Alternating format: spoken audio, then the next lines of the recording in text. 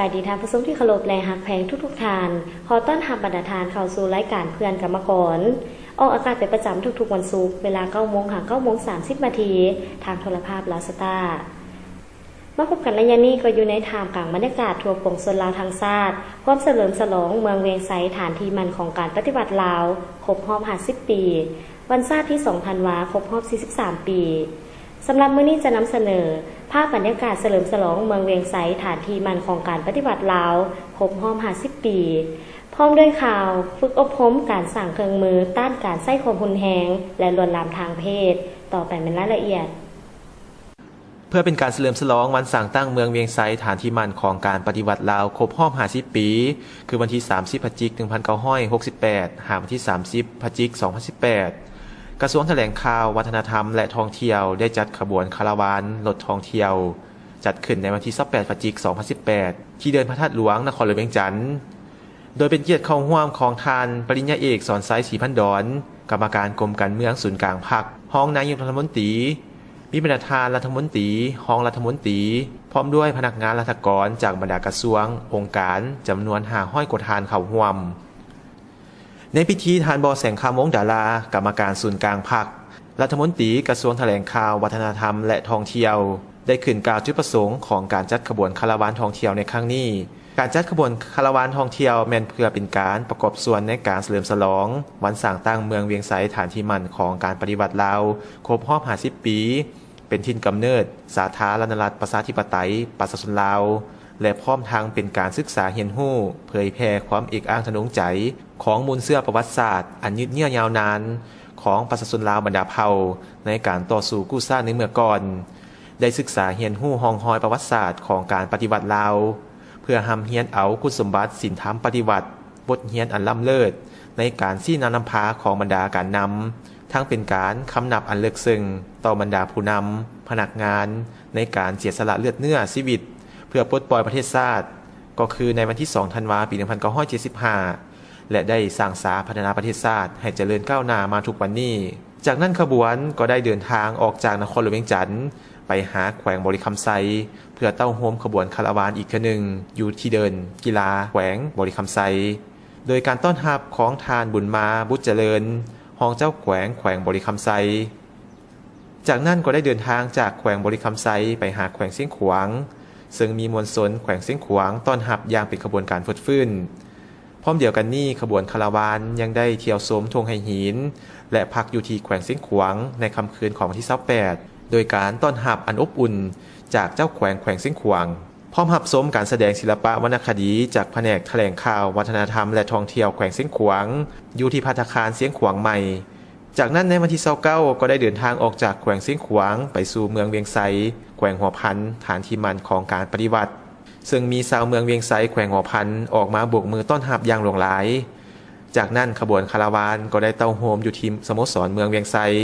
โดยการต้อนรับของทานวันไสแพงสุมมากรรมการศูนย์กลางพรรคเจ้าแขวงหัวพันซึ่งทานยังได้กล่าวความยินดีต้อนรับผู้แทนคาราวานใหญ่ทั่วประเทศที่ได้มาท่องเที่ยวเมืองเวียงไสแขวงหัวพันฐานที่มั่นของการปฏิวัติลาวอย่างเป็นขบวนการฟดฟื้นและในวันที่30ผู้แทนคาราวานท่องเที่ยวได้เลาะเที่ยวชมบรรดาธรรมผู้นำของการปฏิวัติในเมื่อก่อนจากนั้นตอนแลงก็ได้เข้าร่วมพิธีเฉลิมฉลองวันสร้างตั้งเมืองเวียงไสฐานที่มั่นของการปฏิวัติลาวครบรอบ50 ปีอยู่ที่เดินสนามกีฬาเมืองเวียงไสแขวงหัวพัน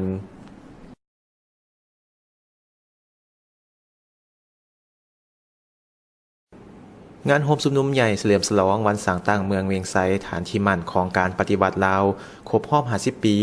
ได้จัดขึ้นอย่างยิ่งใหญ่ในวันที่30 พฤศจิกายนที่ผ่านมาอยู่ที่เดินกีฬาเมืองเวียงไสแขวงหัวพันโดยเป็นเกียรติเข้าร่วมของท่านบุญยังวรจิตเลขาธิการใหญ่คณะบริหารงานศูนย์กลางพรรคประธานประเทศแห่งสาธารณรัฐประชาธิปไตยประชาชนลาวท่านพันคำวิภาวันรองประธานประเทศหัวหน้าคณะรับผิดชอบการกักเกียมเฉลิมฉลองวันสร้างตั้งเมืองเวียงไสฐานที่มั่นของการปฏิวัติลาวมีบรรดาทานกรมการเมืองศูนย์กลางพรรคเลขาธิการศูนย์กลางพรรครัฐมนตรีรองรัฐมนตรีบรรดาเจ้าแขวงรองเจ้าแขวงองค์การจัดตั้งมหาชนนักปฏิวัติอาวุโสบำนาญแขกรับเชิญทางภายในและต่างประเทศพร้อมด้วยมวลชนเข้าร่วมอย่างหลงหลายในพิธีได้มีการเดินสวนสนาม ของบรรดาก้อนกำลังจำนวน22ก้อนมีก้อนกำลังทุงซาดทุงผักกาไม้เมืองเวียงไซนางสาวเก้าเผ่านักรบเก่าก้อนกำลังป้องกันประเทศก้อนกำลังป้องกันความสงบแนวร้าวสร้างชาติกามบาลเมนยิงสาวนมประชาชนปฏิวัติลาวเยาวชนธันวาและก้อนกำลังบรรดาเมืองต่างๆของแขวงหัวพันในพิธีอันมีความหมายสำคัญทานวันไซแพ้งสุมา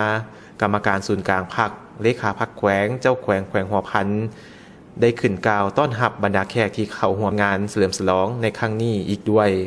จากนั้นทานพันคำมีภาวันได้รายงานเกี่ยวกับความพร้อมการกักเกียมเฉลิมฉลอง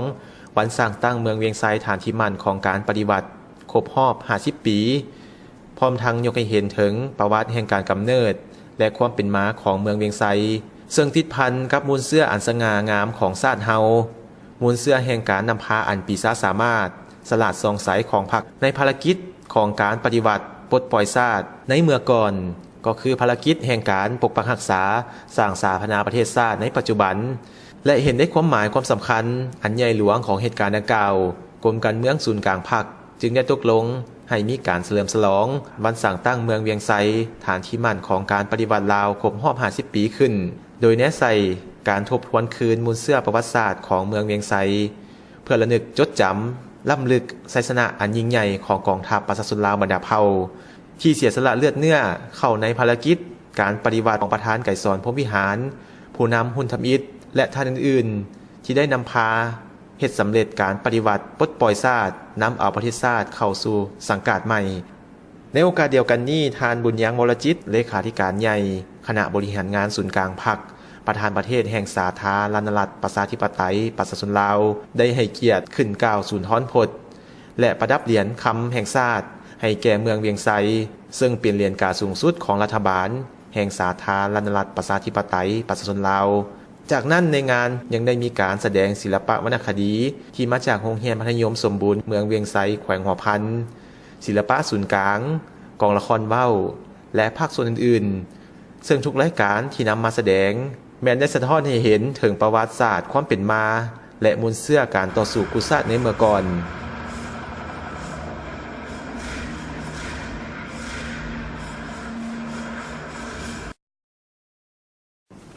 กรมโฆษณาคมศูนย์กลางสหพันธ์กรรมบาลลาวร่วมกับองค์การแคนานาชาติประจำสาธารณรัฐประชาธิปไตยประชาชนลาวจัดกองประชุมปรึกษาหารือและผ่านทางเนื้อในคู่มือฝึกอบรมต้านการใช้ความรุนแรงและการลวนลามทางเพศในสถานที่เฮ็ดเวียกครั้งที่3จัดขึ้นในวันที่29 พฤศจิกายน 2018ที่สถาบันพัฒนากรรมบาลลาวโดยการเข้าร่วมของทานนางจงจิตวงศากรรมการคณะบริหารงานศูนย์กลางสหพันธ์กรรมบาลลาวหัวหน้ากรมโฆษณาคมมีผู้ต่างหน้าจากองค์การแคนานาชาติประจำสาธารณรัฐประชาธิปไตยประชาชนลาวกระทรวงแรงงานและสวัสดิการสังคมสภาการค้าและอุตสาหกรรมแห่งชาติลาวศูนย์กลางสหพันธ์แม่หญิงลาวสหพันธ์กรรมบาลนครหลวงเวียงจันทร์สมาคมตัดยิบและผู้ต่างหน้าจากโรงงานตัดยิบจำนวนหนึ่งเข้าร่วมในกองประชุมผู้เข้าร่วมได้รับฟังการทบทวนเนื้อในคู่มือฝึกอบรม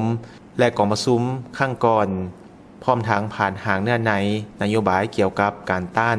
การลวนลามทางเพศในสถานที่เฮ็ดเวียกซึ่งเป็นการสร้างสภาพแวดล้อมการเฮ็ดเวียกที่ปราศจากการลวนลามทางเพศและเป็นบอนที่ผู้ให้งานทุกคนได้รับการปฏิบัติต่อกันด้วยความเคารพเกียรติศักดิ์ศรีและมีความเสมอภาคเป็นการจะตั้งปฏิบัติยุทธศาสตร์การฝึกอบรมและปลูกจิตสำนึกเพื่อรับประกันให้แก่ผู้ให้งานได้รับรู้สิทธิ์และหน้าที่ของตนเกี่ยวกับการต้านการลวนลามทางเพศในสถานที่เฮ็ดเวียกการสนองข้อมูลและขั้นตอนเกี่ยวกับการรายงานวิธีการพิจารณาแก้ไขที่มีประสิทธิภาพมีความละเอียดอ่อนยุติธรรมว่องไวและรับประกันการปกป้องผู้ที่รายงานต่อกับเหตุการณ์การลวนลามทางเพศที่เกิดขึ้นส่งเสริมให้ทุกคนมีการรายงานพฤติกรรมที่ละเมิดต่อนโยบายเกี่ยวกับการต้านการลวนลามทางเพศและส่งเสริมมาตรการการประพฤติที่เหมาะสมตลอดเวลาในกองประชุมผู้เข้าร่วมยังได้มีการแบ่งกลุ่มสนทนาและรายงานเกี่ยวกับการลวนลามทางเพศจากบรรดาผู้เข้าร่วมแต่ละภาคส่วนเพื่อเป็นแนวทางในการปกป้องสิทธิผลประโยชน์อันชอบธรรมของแม่หญิงอย่างแท้จริง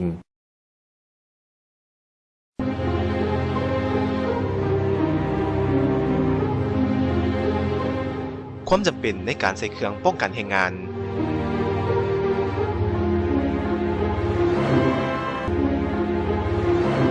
การออกแรงงานที่ปลอดภัยต้องใส่เครื่องป้องกันแรงงานทุกครั้งการออกแรงงานที่บ่ใส่เครื่องป้องกันแรงงานอาจก่อให้เกิดอุบัติเหตุและพยาธิอาชีพตามมา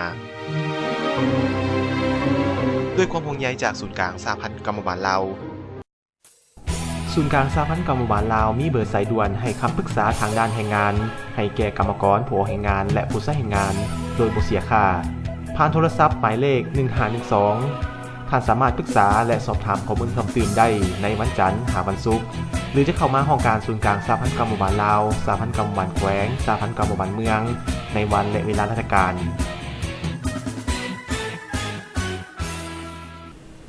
ที่ท่านได้รับชมผ่านไปนั้นก็แม่นภาพบรรยากาศเฉลิมฉลองเมืองเวียงไซฐานที่มั่นของการปฏิบัติลาวครบรอบ50 ปีและฝึกอบรมการสร้างเครื่องมือต้านการใช้ความรุนแรงและลวนลามทางเพศต่อไปจะให้ทานได้ไปรับชมกองประชุมเพื่อปรึกษาหารือและทบทวนการปฏิบัติเวียกงานธาตุใยหินพร้อมด้วยประกาศสร้างตั้งกรรมบาลรากฐานโรงเรียนสนาพลเชิญท่านติดตามรับชมได้ศูนย์กลางสหพันธ์กรรมบาลลาวและองค์การอัฟริดาประจำลาวจัดกองประชุมปรึกษาหารือทบทวนคืนการจัดตั้งปฏิบัติโครงการสร้างความสามารถให้แก่สหพันธ์กรรมบาลลาวในเวียกงานขยายการจัดตั้งและสมาชิกกรรมบาลอยู่หัวหน่วยแรงงานเอกชนและการสร้างความเข้าใจเกี่ยวกับธาตุใยหินจัดขึ้นในวันที่30 พฤศจิกายน 2018ที่สำนักงานศูนย์กลางสหพันธ์กรรมบาลลาวโดยการเข้าร่วมของทานางจุงจิตวงศากรรมการคณะบริหารงานศูนย์กลางสหพันธ์กรรมบาลลาวหัวหน้ากรมโฆษณาอบรมทานคำประสงค์ศรีหาราชหัวหน้าองค์การอัฟริดาประจำลาวมีหัวหน้ากรมรองหัวหน้ากรมหัวหน้าแผนกและภาคส่วนที่เกี่ยวข้องเข้าร่วมในกองประชุมได้สรุปตีราคาการจัดตั้งปฏิบัติโครงการในระยะผ่านมาซึ่งเห็นได้ผลสำเร็จข้อสะดวกข้อยุ่งยากและบทเรียนที่ถอดถอนได้นอกนี้ยังได้ทบทวนคืนแผนกิจกรรมของโครงการเป็นต้นแมนการขยายการจัดตั้งอยู่หัวหน่วยแรงงานการโฆษณาเผยแพร่เกี่ยวกับวิธีการป้องกันของกรรมกรและผู้ออกแรงงานที่เฮ็ดเวียกเกี่ยวกับธาตุใยหินการสร้างเครื่องมือหับไส้ให้แก่การดำเนินกิจกรรมการยกระดับความรู้ความสามารถให้แก่พนักงานกรรมบาลพร้อมนี้ในที่ประชุมผู้เข้าร่วมได้พร้อมกันปรึกษาหารือและประกอบความคิดความเห็นเพื่อพร้อมกันสืบต่อจะตั้งปฏิบัติเวียกงานแผนเวียกที่ได้กำหนดไว้ในแผนงานของโครงการให้สำเร็จตามคาดหมายที่วางไว้และได้รับประสิทธิภาพสูงสุดเพื่อเป็นการขยายการจัดตั้งกรรมบาลเข้าสู่รากฐานให้หลายขึ้นในวันที่30 พฤศจิกายน 2018สหพันธ์กรรมบาลเมืองศรีโคตะบองได้จัดพิธีประกาศสร้างตั้งกรรมบาลรากฐานโรงเรียนสนาพล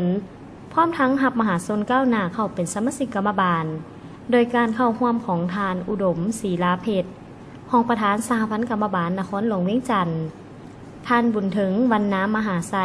คณะประจำภาคเมืองประธานสหพันธ์กรรมบาลเมืองศรีโคตะบองมีต่างหน้าจากศูนย์กลางสหพันธ์กรรมบาลลาวคณะอำนวยการโรงเรียนสนาพลพร้อมด้วยมหาชนก้าวหน้าเข้าร่วมในพิธีทานกรุณาแก้วมาลารองประธานสหพันธ์กรรมบาลเมืองศรีโคตะบองได้ผ่านข้อตกลงของประธานสหพันธ์กรรมบาลเมืองศรีโคตะบองว่าด้วยการสร้างตั้งกรรมบาลรากฐานโรงเรียนสนาพลและแต่งตั้งคณะกรรมบาลรากฐานจำนวน3ทานโดยแม่นทานนางมณีวรรณบุพภาเป็นประธานและการรับมหาชนก้าวหน้าเข้าเป็นสมาชิกกรรมบาลจากนั้นต่างหน้ามหาชนก้าวหน้าก็ได้ขึ้นอ่านคำปฏิญาณตนเองในการสมัครเข้าเป็นสมาชิกกรรมบาลใหม่ซึ่งมหาชนก้าวหน้าเข้าเป็นสมาชิกกรรมบาลใหม่ในครั้งนี้มี51 คน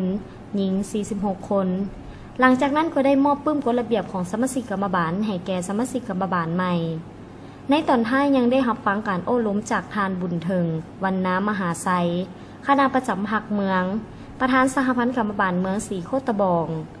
ซึ่งท่านได้เน้นหนักให้คณะกรรมบาลสุดใหม่และสมาชิกกรรมบาลใหม่พร้อมกันฝึกฝนหล่อหลอมตนเองให้มีคุณสมบัติศีลธรรมปฏิบัติและหาวหันในการเคลื่อนไหวเหตุหน้าที่วิสาสะเพาะปฏิบัติสิทธิและหน้าที่ขององค์การจัดตั้งกรรมบาลซึ่งเป็นตัวแทนในการปกป้องสิทธิและผลประโยชน์อันชอบธรรมของพนักงานสมาชิกกรรมบาลกรรมกรและผู้ออกแรงงาน ที่ท่านได้รับชมผ่านไปนั้นก็เป็นการเคลื่อนไหวเวียกงานของสหพันธ์กรรมบาลลาวจำนวนหนึ่งต่อไปจะให้ท่านได้ไปพักมวลซืนกับเสียงเพลงและรับชมสิ่งดีๆจากรายการกันก่อนและยันหน้าจะให้บรรดาท่านได้ไปรับชมการรายงานข่าวจากสหพันธ์กรรมบาลแขวงคำมวนเส้นทางที่ตามรับชม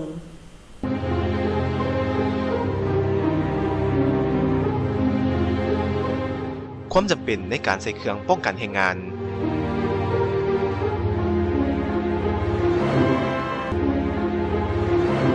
การออกแรงงานที่ปลอดภัยต้องใส่เครื่องป้องกันแรงงานทุกครั้งการออกแรงงานที่บ่ใส่เครื่องป้องกันแรงงานอาจก่อให้เกิดอุบัติเหตุและพยาธิอาชีพตามมาด้วยความห่วงใยจากศูนย์กลางสหพันธ์กรรมบาลลาวศูนย์กลางสหพันธ์กรรมบาลลาวมีเบอร์สายด่วนให้คำปรึกษาทางด้านแรงงานให้แก่กรรมกรผู้ออกแรงงานและผู้ใช้แรงงานโดยบ่เสียค่าผ่านโทรศัพท์หมายเลข1512ท่านสามารถปรึกษาและสอบถามข้อมูลเพิ่มเติมได้ในวันจันทร์หาวันศุกร์หรือจะเข้ามาห้องการศูนย์กลางสหพันธ์กรรมบาลลาวสหพันธ์กรรมบาลแขวงสหพันธ์กรรมบาลเมืองในวันและเวลาราชการ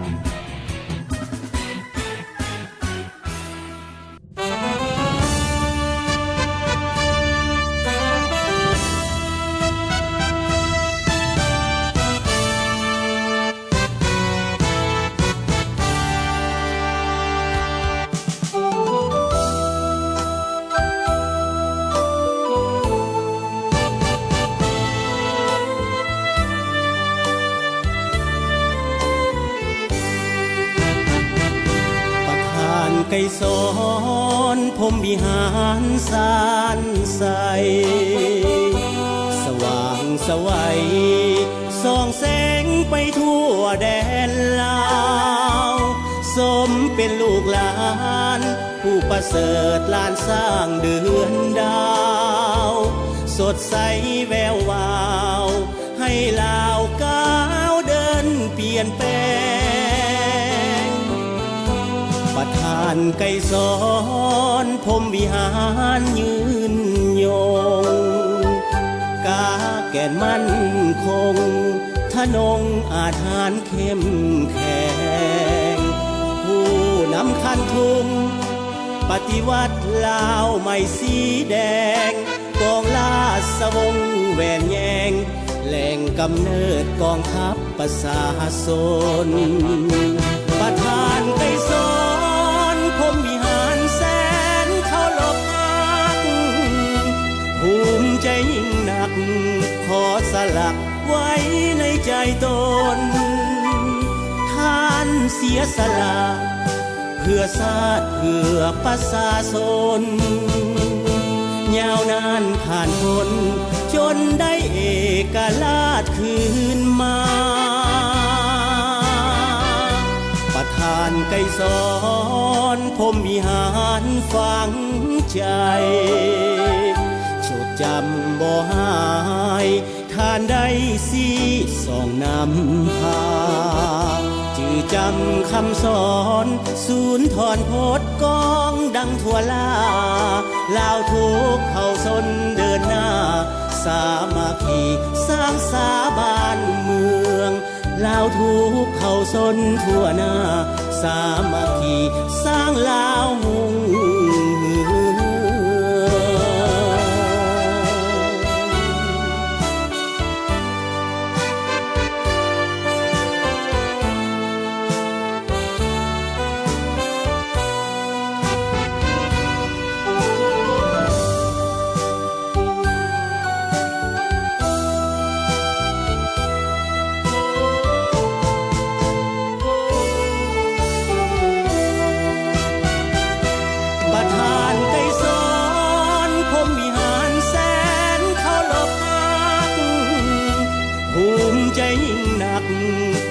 สลักไว้ในใจตนท่านเสียสละเพื่อชาติเพื่อประชาชนยาวนานผ่านพ้นจนได้เอกราชคืนมาประธานไก่สอนพรหมวิหารฝังใจจดจำบ่หายท่ านได้สีส่องนำพาจือจำคำสอนศูนย์ถอนโพดกองดังทั่วลาลาวทุกเผ่าชนเดินหน้าสามัคคีสร้างสาบานเมืองลาวทุกเผ่าชนทั่วหน้าสามัคคีสร้างลาวหุ่งเฮือ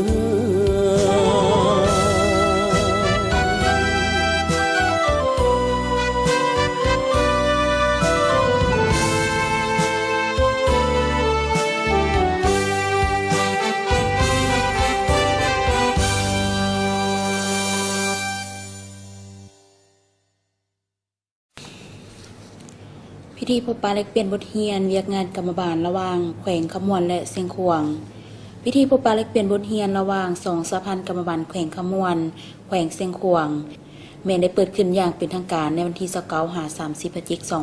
2018ที่ห้องประชุมของห้องว่าการปกครองแขวงเสียงขวางฝ่ายแขวงขมวนแม่นนำโดยท่านตัวสนุทัศน์ศรีคณะบริหารงานศูนย์กลางสหพันธ์กรรมบาลลาว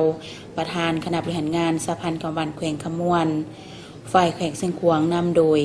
ท่านนางอุทรมาศรีสนไซคณะบริหารงานศูนย์กลางสหพันธ์กรรมบาลลาวประธานคณะบริหารงานสหพันธ์กรรมบาลแขวงเสียงขวางมีบรรดาคณะบริหารงานสหพันธ์กรรมบาลหัวหน้าและรองหัวหน้า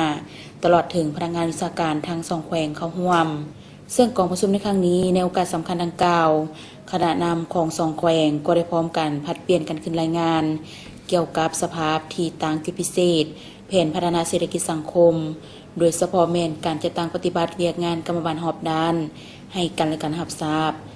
จากนั้นคณะผู้แทนทั้งสองฝ่ายก็ได้มีการแลกเปลี่ยนบทเรียนร่วมกันเป็นต้นด้านเวียกงานของการบริหารพัวพันต่างประเทศเวียกงานโฆษณาอบรมสื่อมวลชนเวียกงานปกป้องแรงงาน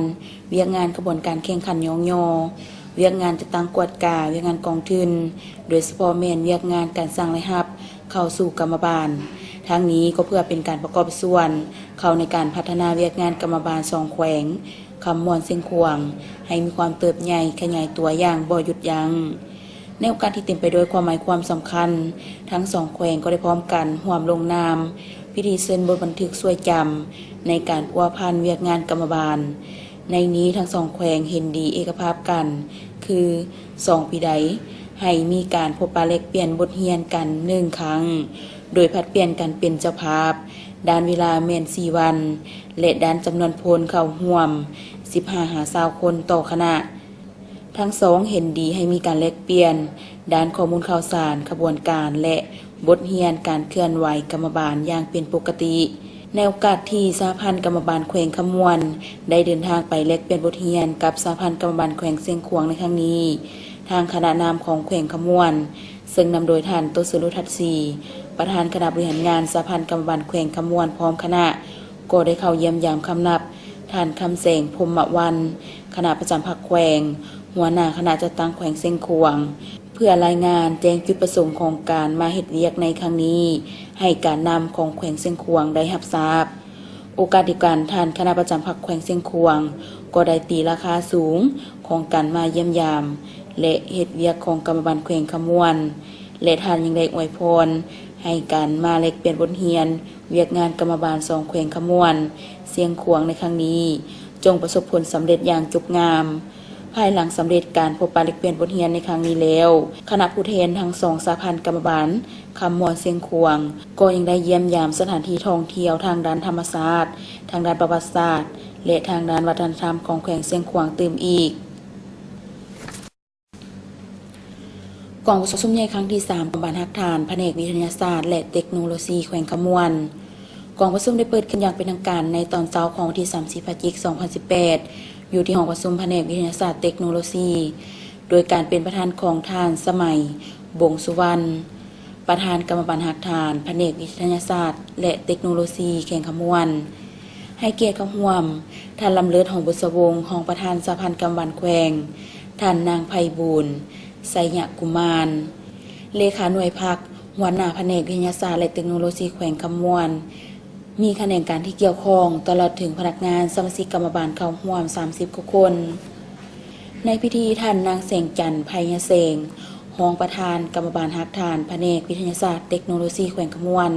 ได้ขึ้นพันบนรายงานการเมืองผลของการจัดตั้งปฏิบัติเวียกงานกรรมบาลฮอบด้านและทิศทางแผนการคาดหมายสู่ส่วนในต่อหน้าติดพันกับ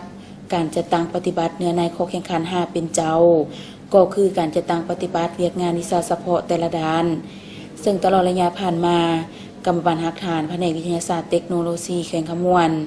ได้เป็นเจ้าการถือเอาเวียกงานโฆษณาศึกษาอบรมการเมืองแนวคิดเป็นปัญหากกเพื่อศึกษาอบรมพนักงานสำสิกรรมบาลให้มีความรับรู้และเข้าใจต่อแนวทางนโยบายของพรรคกฎหมายของรัฐของกรรมบาลก็คือเฮ็ดหน้าที่เวียกงานวิชาเฉพาะของตนรับผิดชอบให้มีความหนักแน่น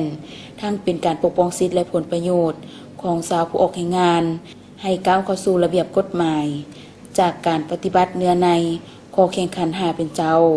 ก็คือหน้าที่เวียกงานวิชาเฉพาะแต่ละด้านให้ได้ว่าแผนกวิทยาศาสตร์เทคโนโลยีแขวงขมวน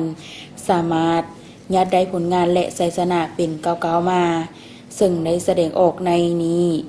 ใบย่องยอคันศูนย์กลางมี13ฐานยิง7ฐานมอบใบย่องยอคันประธานสภาพันธ์กรรมบาลแขวงมี20ฐานยิง10ฐานในนี้ได้รับใบยั่งยืน5เป็นเจ้ามี7ฐานยิง5ฐานในโอกาสเดียวกันนั้นต่างหน้าสำสิกกรรมบาลฮักฐานก็ได้พร้อมกันขึ้นจับมือเปิดขบวนการแข่งขันใน5ปีต่อหน้าตื่มอีกกองประชุมยังได้ป้อนบัตรคัดเลือกเอาคณะกรรมบาลฮักฐานสุดใหม่ในนี้มีผู้ลงรับสมัครเลือกตั้งตัวจริงทั้งหมด5ท่านโดยให้เลือกเอา3ท่าน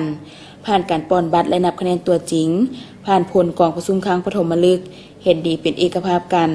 เลือกเอาท่านนางเสงจันทร์ไพยเสงท่านโสนมณีกำนันโสนท่านสุภาไสยมงคลเป็นคณะกรรมบาลฮักฐานแผนกวิทยาศาสตร์เทคโนโลยีแขวงขมวนสุดใหม่ท่านผู้ชมที่เคารพมาฮอดนี้เวลารายการของพวกเขาก็ได้หมดลงแล้วก่อนจากกันขอเชิญชวนพนักงานสมาชิกกรรมบาลกรรมกรและผู้ออกแรงงานจงพร้อมกันสร้างกระบวนการต้อนรับวันสำคัญของชาติของพรรคโดยเฉพาะแม่นวันคล้ายวันเกิดท่านประธานไกรสอนภูมิวิหารครบรอบ18 ปีให้เป็นขบวนการที่ปลดฟื้นและกว้างขวางสำหรับมื้อนี้ผู้ดำเนินรายการพร้อมด้วยทีมงานรายการเพื่อนกรรมกรขอลาท่านผู้ชมไปก่อนสบายดี